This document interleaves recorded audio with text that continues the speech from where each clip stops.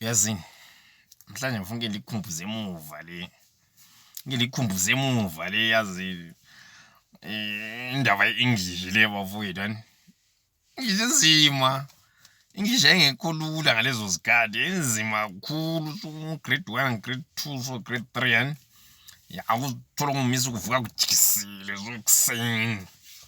Vuka kujikisile kona kulele kulitshelile usuthi kusasa kulamuntu okhuluma isiNdebele la eklasini la.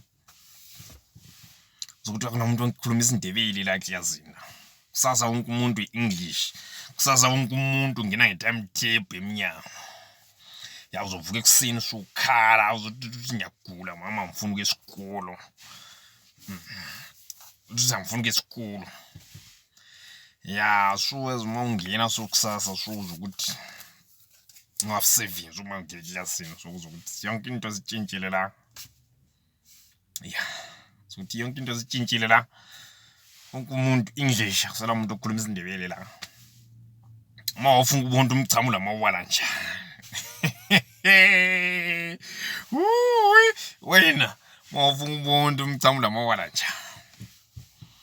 Uzothi khulume njalo ne after 1 hour after 2 hours uzophiswa umchamo ufuna ukuyetoilet. Ubenzima uyacela ukuthi etoilet uyafuna ucela uthini. Uyafuna uthini kuyetoilet. Usafika nje ukuthi miss please can I go to the toilet.